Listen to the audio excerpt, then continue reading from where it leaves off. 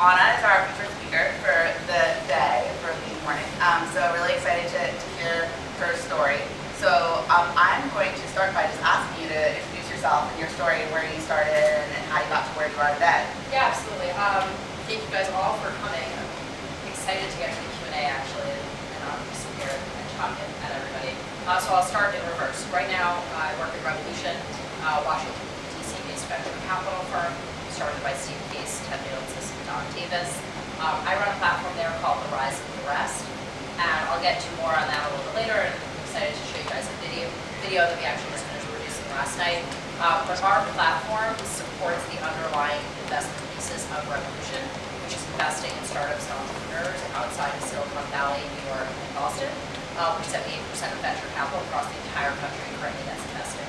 So Rise of the Rest as a platform manifests as a biannual bus tour. There are 5 cities in 5 days. We do 10 hours of programming in each city per day, where we engage with everyone from governors, mayors, and senators to early stage startups to startups that have been funded through Series D, etc. We do pitch competition where Steve first invests $100,000 in a new company.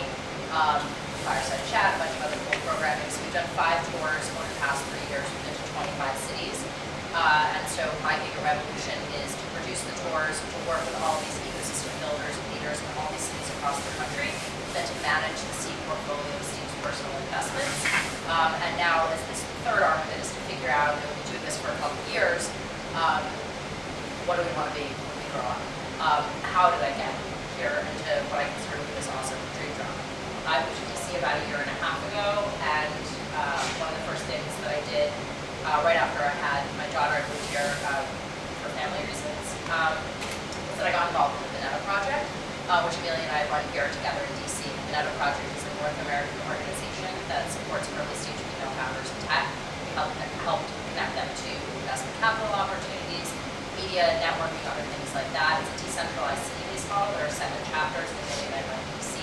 And it's the best thing that I think, and I'll talk more about that a little bit later, but I think one of the best career decisions I was ever able to make, and just the best life decisions in terms of meeting other extraordinary people. Before that, I spent 3 years in California, in LA, and that's how I was my entree into the startup ecosystem. I co-founded a well-tech company called Earn This. We're a global app that enabled fitness lovers to complete fitness competitions on a weekly or monthly basis. It was a photo sharing app for the health and wellness space. We started doing something completely different than Vinetta. We were acquired post-seed pre-Series A by a company called Beachbody. Most people know P90X and North Workouts. They actually got 26 brands under their umbrella. They're really our private company in the health and wellness space. Before that, I spent 7.5 years on Wall Street as a junk bond trader. I started at Lehman Brothers on their stress desk as legal filed for bankruptcy, so it was a front row course in bankruptcy. And so junk bond trading is trading the public and sometimes private debt of large corporations that are either highly stressed, distressed, or filed for bankruptcy. And what's neat about that, and coming full circle, is that it's actually the other side of the coin in many ways to venture capital and to VC investing in startups. You're looking at opportunities and investments that are really, really binary outcomes. They're basically a donut, or you're going to shoot the moon in terms of what you can make on them. And what's so incredibly inspiring about the VC side of things is that it's sort of full of hope and possibility and innovation, whereas the distressed bankruptcy side of things, you're really seeing the other side of the coin where companies weren't able to innovate, weren't able to kind of figure it out. They had mismanagement for a number of reasons and ended up so that's me. I wrote a book. It's called The Alpha Account. It's a novel. We'll talk a little bit more about that later. I have a 1-year-old. She's amazing. I'm a certified health coach. I did that because I got into my health startup from a consumer passion standpoint and quickly realized that I didn't know enough about the business itself. And what I actually really love to do is just take 2 minutes and show you guys this Rise of the Rest video. It's what I'm incredibly passionate about right now. I consider it to be Revolution's funded startup. And so this is what we do.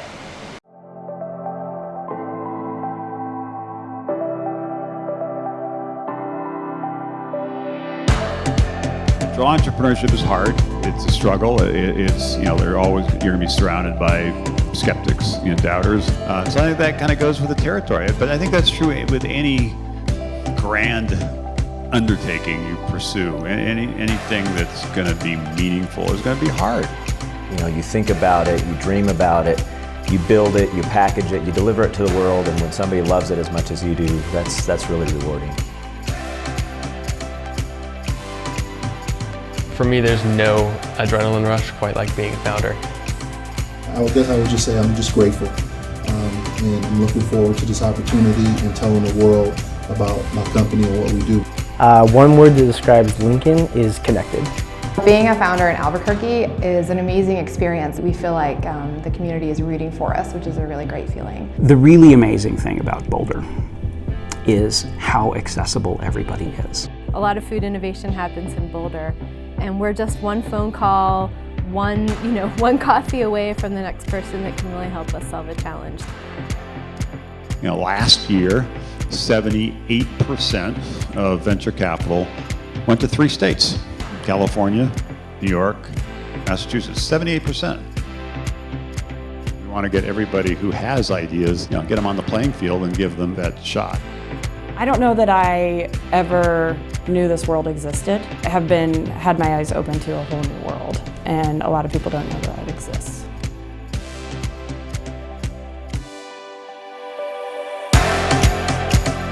Winning Rise of the Rest is not just about the money, it's about the fact that entrepreneurship is also a career opportunity. So I think that's what it actually tells the whole world. We're trying to make sure that American entrepreneurship is celebrated everywhere. And we're trying to do what we can to try to level the playing field so anybody, anywhere who has an idea can have a shot at the American dream.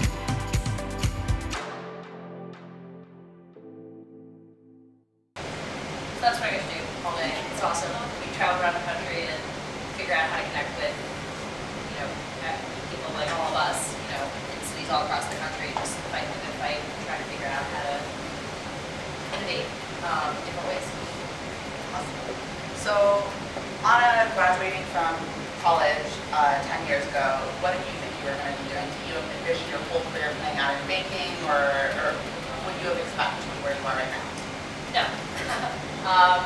I studied English literature and government in school, and quickly I was the class of 2006 at Harvard, so basically half the people went with Mark Zuckerberg to Facebook, and a bunch of other people went to Google, and I was like, why would you want to work for a toolbar? Like, I just don't understand. So obviously that was 10 years ago. And the other half of us pretty much just kind of fell down this rabbit hole and ended up on Wall Street, and at the time it was considered to be the greatest things since sliced bread, and I basically barely did math in my head and figured, let's take a shot and go there. I tried to get out a couple times, as most people on Wall Street do, and probably the first inflection point in my career was about 2 years in. I was going to even go back to Harvard for business school. I deferred it for 2 years, and even filed for bankruptcy, and I went to Barclays, which was the company that acquired out of bankruptcy, or acquired the employees out of bankruptcy. And that was a lesson very early on in management and mismanagement of people, and something that I've been able to take with me, I think, throughout my entire career that applies whether you're working at a company that's 10,000 people or you're trying to manage a startup with 5 people, is that culture is so incredibly important, and it's this intangible that you can't necessarily predict in advance, but how you treat people is so incredibly important. So Barclays, I know this is a big film, but Barclays was basically the worst place in the world to work. And what they did going into the merger was pretty much fire 80% of their workforce in the division that we worked in to make room for all of the folks that got brought in. The way that they did that was they left an empty cardboard box by your desk. If you had a box by your desk in the morning, you were fired. And so as a result, the 20% of people at Barclays stayed and kept their jobs were the cream of the crop. They were the killers who were extraordinarily talented and had a massive chip on their shoulder for the fact that 80% of their colleagues and friends just got fired to make room for, you know, these brazen demon guys who just made their company work. It was kind of the perception at the time. And so, you know, in the midst of what was already a really tumultuous backdrop with the financial crisis and everything that was happening in 2009, there was this really terrible internal company culture. And so I tried to leave at that point. I was going to go back to business school, and I ended up getting recruited away to a really small boutique that in many ways was the ultimate startup on Wall Street at the time. It had been around for 10 years, because you always hear the quotes that were, you know, we're a successful startup, like we're a successful company 10 years in the making. Something Steve, you know, often says about the early days of AOL. And it was 35 people, it was super under the radar, and they went out and said, there's an amazing market opportunity for us, and they went out and they hired all the senior people from the different larger banks, and then those guys subsequently came and hired a bunch of us. So I somehow was persuaded to push off business school one more year, which was very much my safe bet in my life plan, and go to this startup. And you don't often think of Wall Street, in particular Wall Street 7 or 8 years ago, as being a place for startups, but there were some behind the scenes. And that was a real inflection point in my career. I ended up deferring for that 1 year, and then ultimately just not going at all. Because it was this opportunity that just, you know, I was super young. I basically went from a really junior position to a really senior position in a startup, and then stayed there for the next 4 or 5 years. And became completely, you know, enamored with Wall Street. It took a couple of years then to crawl out of it and realize that it's not necessarily the best place for balance, which I think is just another thing to think about. You know, I think oftentimes all of us in the startup universe have a similar experience with figuring out how to balance, but your business is your baby and you're trying to figure out how to get it to work and grow. So a tremendous amount of lessons learned from my time on Wall Street. Very little had to actually do with math or numbers. It was really a lot about people and management, culture, and team. And it also really taught me that to a certain extent, regardless of what your title is or your role is in a company, sales is an incredibly important part of what we do. And I think that's never more true than it is in a sort of kind of constantly selling. Yeah, no, that's very true. So picking up on that thread of lessons learned, what have you taken, you know, beyond what you referenced from banking and from your startup experience into venture? Now you've been in it for 6 months. So what have you been able to pull that you feel like has really informed your experiences at Revolution? So this is maybe a broader comment. Being able to see both sides of the coin is incredibly helpful. One of the things that I think I learned how to do over time, and this came more when I was in my startup, and now I see the other side of it, being on the venture side of things, is to write really short emails. And that sounds really simple and silly, but none of us have bandwidth. Everyone operates at negative bandwidth. Everyone's got a ton going on. Everyone has kind of, you know, information overload from a digital device, and an app and platform standpoint. But at the end of the day, email is still a primary means of communication, and if you want to get a point across, whether it's, you know, to a colleague or a client or a partner in particular, if you're reaching out to someone for the first time, incredibly short emails with salient links are critical.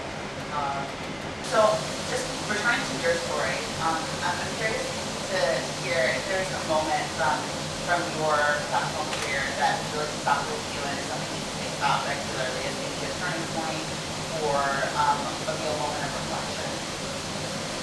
Sure. So that first moment, I think I already referenced, it was that decision to not take the path more traveled, go to business school and check the boxes. I did end up going to business school at night while I was in school, but it was because I couldn't quite get over the fact that I hadn't given it up. But that was kind of taking that risk, so to speak, and going all in on that Wall Street startup. Certainly an early inflection point, and completely, I think, changed the course of about that as, did you want the book smart experience or the street smart experience? And I think I gained a lot of the street smart side of things in that first decision.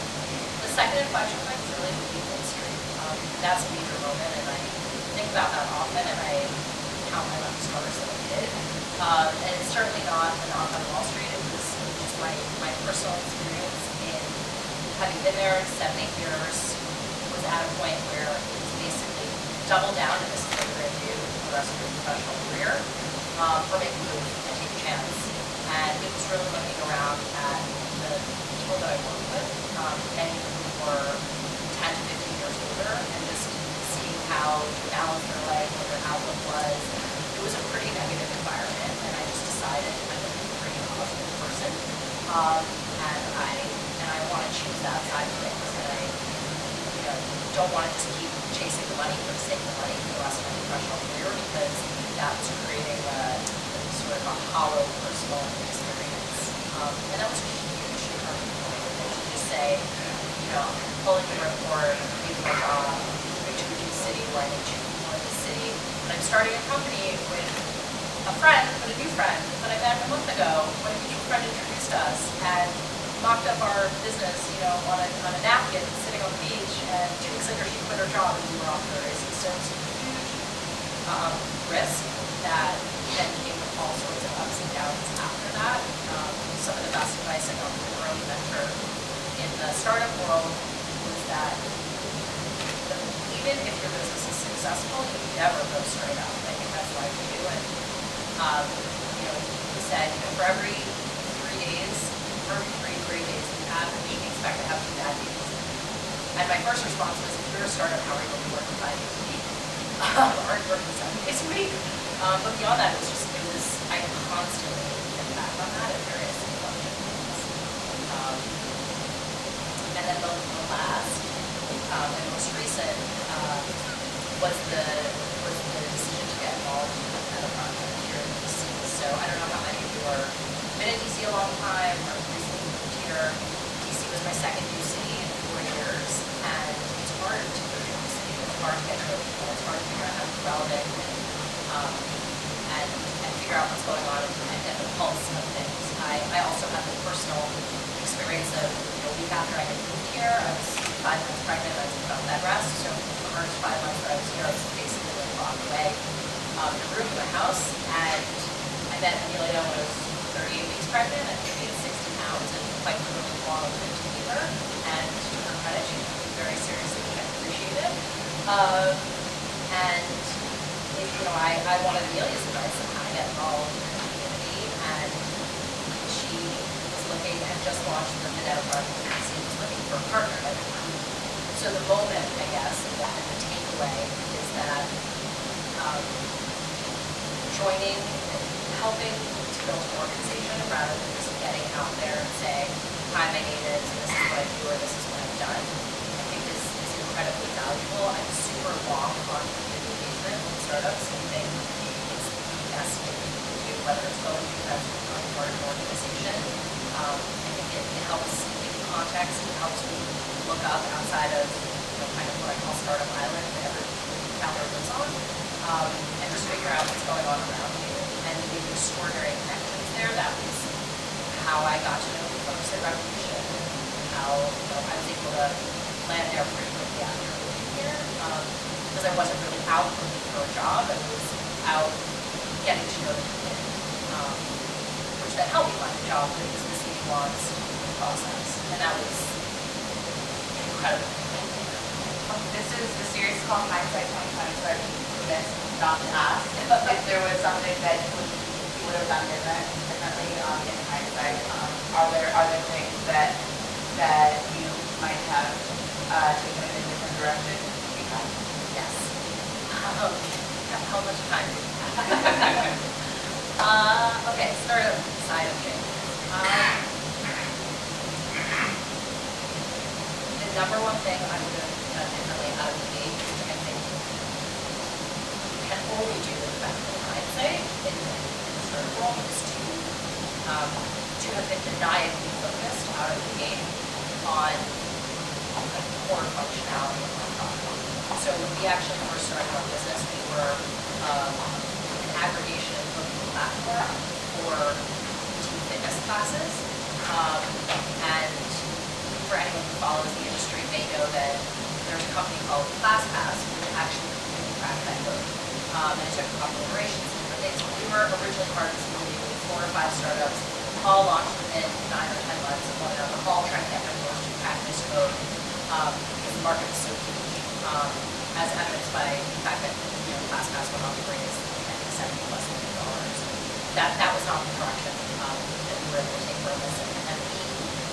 So the key mistake I think we made kind of looking behind that is we structured our business around a feature and not a business or a product. I think that's an incredibly important distinction. If you're thinking about what your business is really drill down and really ask yourself a hard questions about your business. And it might be an awesome idea and it might be really novel. You might be the only person doing it, you might be one of 20 people doing it, but you don't have a path to execution. But at the end of the day, is it a business or is it a feature? And we were really building and doubling down around this social side of fitness, which in the context of booking and fitness classes was a feature. It wasn't a business. And so we took our eye off the ball of what the core user functionality should have been and ultimately what it ended up being. And that was, I think, the second sort of piece of advice I always give myself now and think about all that I do, because I do think about the rise of the platform and it's a startup. You really have to get to know your customers, but it's not the 20 friends that you asked to join your platform as a favor. It's the strangers in the middle of the country who somehow found your app, your business, your website, your product. You need to dig down and understand it. It's hard, it's awkward, and it takes a ton of time, and it's not an email, it's a phone call, or it's a meeting, it's whatever you can get, and however you can incentivize them to help give you that information is critical. And do a lot of that early before you try to go out and get tons of press and make a big deal about it. But for better or for worse, you can probably get some organization to stay engaged or some blogger or write about your business. If your business doesn't do what the article says it does, that's even worse than getting the press, because now you really get, you don't get one shot, but it's hard to keep user perception. It's hard to have your message break through. And so just being maniacally focused on what your business does and is there actually a product market fit? Is your end user, is your customer who you think they are? And what are they actually doing with your product? What's the benefit of them?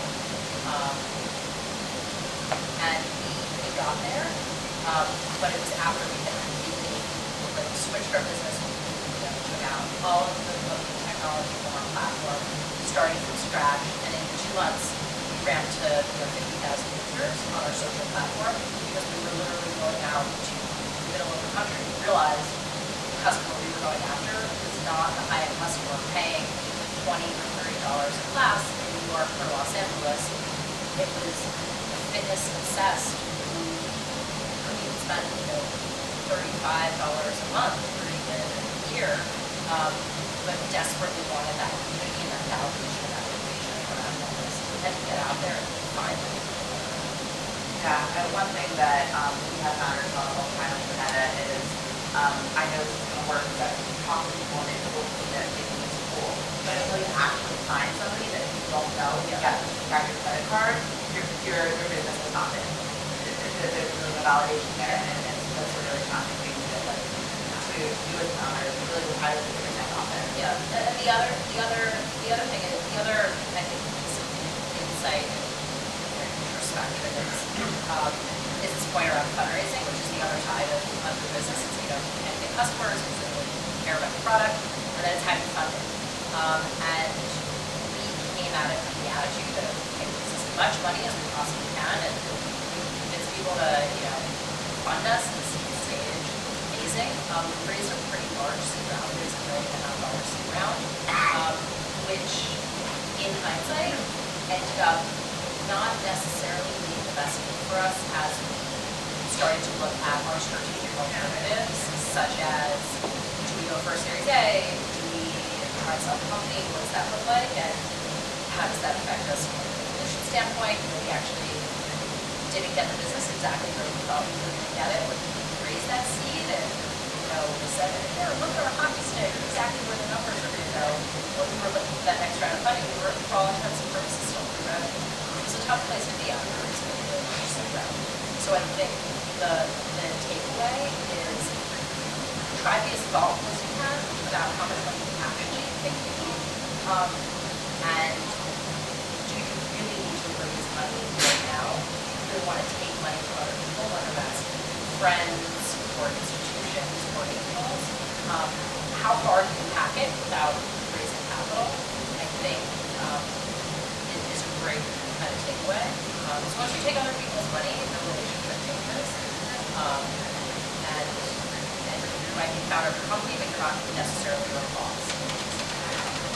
Awesome. So we only have 1 more minute until we go to Q&A. So we need to get really wise on this one. So what is the biggest piece of advice you would give to all of us here as they think about pursuing a career in the education? I would say take what you do incredibly seriously. Take yourself that seriously.